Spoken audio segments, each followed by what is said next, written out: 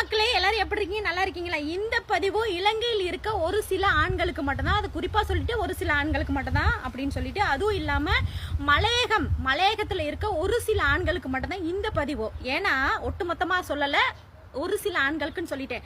கட்டின பொண்டாட்டிய ஒழுங்கா வீட்டுல வச்சு வாழ வைக்க துப்பு இல்லாம தானே நீ எல்லாம் வெளிநாட்டுக்கு அனுப்புற.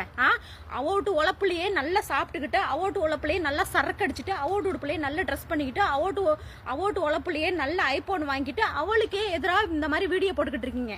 இது ஏன் போனுக்கு மட்டும் தான் வருதா இல்லாட்டி மத்தவங்க போனுக்கு வருதான்னு எனக்கு தெரியல. ஆனா இதை பார்த்துட்டுல என்னால இருக்க முடியாது. சரியா?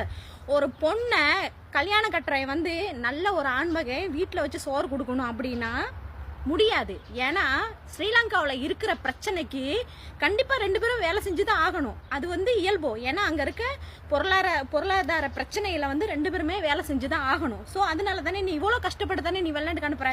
நீ எப்போ ஒரு ஏஜென்சி கிட்ட வந்து கை நீட்டி காசை வாங்கினியோ அப்பவே உன் பொண்டாட்டிய அரபு நாட்டுக்கு வித்ததுக்கு தான் சமம்.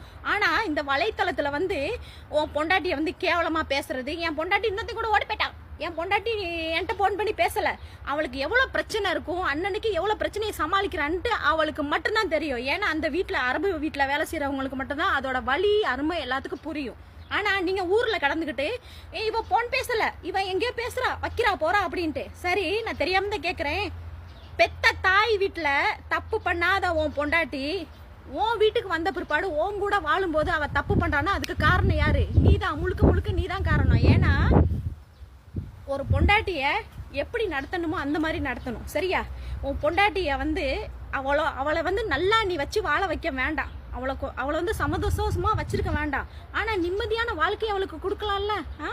எப்ப பார்த்தாலும் போன் பண்ணி அவளை அது இதுன்னு சொல்றது, காசு அனுப்புனா அவ வந்து உங்களுக்கு தேவதை. காசு அனுப்புனா உங்களுக்கு தேவதை. இதுவே காசு அனுப்புனாலே தேவடியா பேச. இது எந்த இதுல நியாயம்?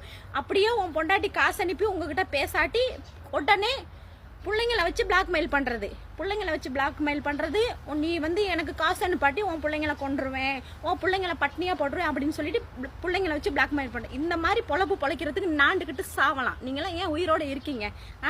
எனக்கு மட்டும்தான் இந்த வீடியோலாம் வருதா இல்லாட்டி மற்றவங்களுக்கு வருதான்னு எனக்கு தெரியல. ஆனா இதை பார்த்துக்கிட்டு என்னால சும்மா இருக்க முடியாது. சரியா?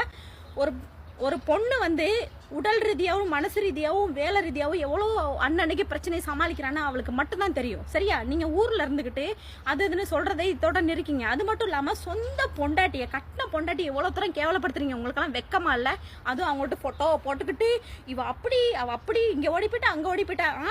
இதெல்லாம் நீ ஒழுங்கான அன்பு பாசத்தை உன் பொண்டாட்டி கொடுத்தா வந்து இன்னொருத்தி கூட ஓட மாட்டான். புரியுதா? அது மட்டும் இல்லாம ஒரு பொண்ணு வந்து